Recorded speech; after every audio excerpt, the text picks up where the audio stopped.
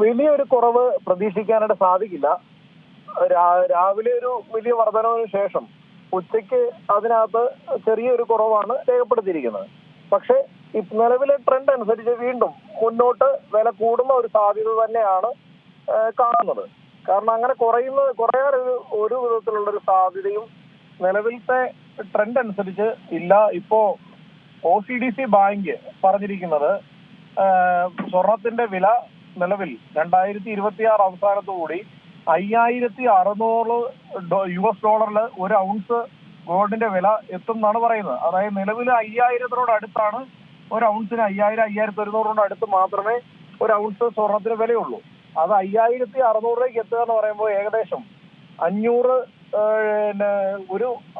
ഒരു ഔൺസിന് $500 കൂടി വർദ്ധിക്കുമെന്നുള്ള തരത്തിലാണ് നിലവിൽ വാർത്ത വരുന്നത്. അതായത് ഏകദേശം 10% വർധനവ് മിനിമം ഉണ്ടാവും എന്നുള്ളതാണ് പറയുന്നത്.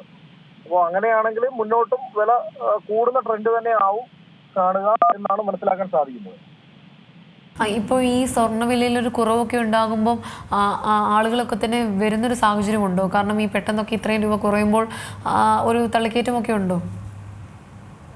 ഉള്ള ഒരു തിരക്ക് സ്വർണ്ണ ജ്വല്ലറികളിൽ കാണുന്നില്ല.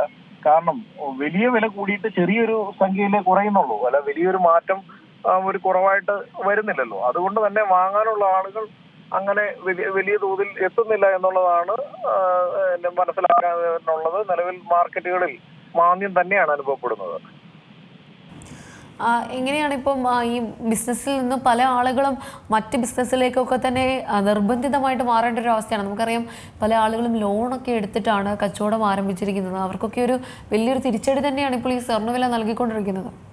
കുറെ ആളുകൾ ഇപ്പോ ഈ ബിസിനസ് മാറ്റം അനുഭവപ്പെടുമ്പോൾ കുറച്ച് ആളുകൾ ഇത് നിർത്തി വേറെ ബിസിനസ്സിലേക്ക് ഷിഫ്റ്റ് ചെയ്യുന്നുണ്ട്. കാരണം ഇത് ഇപ്പൊ ഗോൾഡ് വിറ്റാൽ നല്ലൊരു എമൗണ്ട് കിട്ടും, ആ വിറ്റിട്ട് വേറെ ബിസിനസ്സിലേക്ക് ഇൻവെസ്റ്റ് ചെയ്യുന്ന ആളുകളുണ്ട്. എന്നിരുന്നാൽ തന്നെയും എല്ലാവരും പ്രതീക്ഷയാണല്ലോ, ബിസിനസ് ലഭിക്കുമെന്നുള്ള പ്രതീക്ഷയാണല്ലോ ഇതിനെ ബിസിനസ്സിനെ മുന്നോട്ട് നയിക്കുന്നത്. അതുകൊണ്ട് അങ്ങനെ വലിയ ബാധ്യതകളൊന്നും ഇല്ലാത്ത ആളുകൾ വീണ്ടും ഈ സ്വർണ്ണ മേഖലയിൽ തന്നെ പിടിച്ചു നിൽക്കുകയാണ്. എങ്ങനെയെങ്കിലും വരും ഭാവിയിലെങ്കിലും പ്രയോജനപ്പെടുമെന്നുള്ള തരത്തിൽ ഇതിനെ നോക്കിക്കാണുന്ന ആളുകളും ഉണ്ട്. എന്നാലും ബിസിനസ്സിൽ കുറവ് രേഖപ്പെടുന്നുണ്ടെങ്കിലും ഇതിനകത്തൊരു വലിയ മാറ്റം അല്ലെങ്കിൽ വലിയ തകർച്ചയൊന്നും സ്വർണ്ണ വ്യാപാര മേഖലയിൽ ഉണ്ടാവില്ല. ഇനിയും ഒരു മടങ്ങിവരവ് ഉണ്ടായിരിക്കുമോ ഈ മേഖലയ്ക്ക്? കാരണം നമുക്കറിയാം ഏറ്റവും കൂടുതൽ ബിസിനസ് നടക്കുന്ന ഒരു മേഖല തന്നെയായിരുന്നു സ്വർണ്ണ മേഖല. ഇപ്പോൾ ഇത്രയും വലിയൊരു തിരിച്ചടിയൊക്കെ ഉണ്ടായിട്ട് ഒരു മടങ്ങിവരവ് പ്രതീക്ഷിക്കുന്നുണ്ടോ? മടങ്ങിവരവ് എന്നുകൊണ്ട് ഉദ്ദേശിക്കുന്നത് സ്വർണ്ണവില കുറയുന്നതിനെയാണോ അതോ സ്വർണ്ണ വ്യാപാരം കൂടുന്നതിനെയാണോ? സ്വർണ്ണ വ്യാപാരത്തിനെ കുറിച്ചിട്ടാണ്. ഇനി എന്താണ് ഒരു മാർഗമുള്ളത്? ഈ ലൈറ്റ് വെയിറ്റിലേക്ക് മാത്രമായിട്ട് മാറി അങ്ങനെ ഒരു ബിസിനസ്സിലേക്കൊക്കെ പോകും. എന്തായിരിക്കും ഇനി ഒരു ഭാവി? സ്വർണത്തിന്റെ ഭാവി എന്ന് പറഞ്ഞാൽ നിലവിലെ ഇപ്പോഴത്തെ യുവതലമുറയിൽപ്പെട്ട ആളുകൾ സ്വർണ്ണ ആഭരണങ്ങൾ ഉപയോഗിക്കുന്നത് വളരെ കുറവാണ്. ആ യാഥാർത്ഥ്യം മനസ്സിലാക്കിക്കൊണ്ട് മാത്രമേ ഇനി സ്വർണ്ണ വിപണി മുന്നോട്ട് പോകാൻ സാധിക്കുകയുള്ളൂ. ഇപ്പോഴത്തെ ഒരു ജനറേഷനിൽപ്പെട്ട ആളുകൾ സ്വർണം ഉപയോഗിക്കുന്നത് തന്നെ ഉപയോഗിക്കുന്നതിൽ നിന്ന് വരെ പൂർണ്ണമായി മാറുന്ന അവസ്ഥ വരെ നിലവിലുണ്ട്. കാരണം അവർ കൂടുതൽ ഫാൻസി ഐറ്റംസ് ആണ് യൂസ് ചെയ്യുന്നത്. അവർക്ക് സ്വർണത്തിനോട് അങ്ങനെ വലിയ ഭ്രമമില്ല. അങ്ങനെയുള്ള പ്രശ്നങ്ങൾ സ്വർണ്ണ വ്യാപാര മേഖല നേരിടുന്നുണ്ട്. പക്ഷെ എന്നിരുന്നാൽ തന്നെ നമ്മൾ കൂടുതൽ ആളുകളോട് സംസാരിക്കുമ്പോൾ, കൂടുതൽ വിശകലനം നടത്തുമ്പോൾ ഇപ്പോഴും ആളുകളുടെ ഉള്ളിൽ സ്വർണം ഒരു സുരക്ഷിത നിക്ഷേപം എന്ന നിലയിലുള്ളതുകൊണ്ട് അവർ ആഭരണങ്ങളിൽ നിന്ന് മാറിയാൽ പോലും അവര് ഈ പറയുന്ന നാണയങ്ങളായോ അല്ലെങ്കിൽ കട്ടിയായിട്ടുള്ള ബുള്ളിയനിലോ ഒക്കെ നിക്ഷേപിക്കാനുള്ള സാധ്യത മുന്നിലുണ്ട്.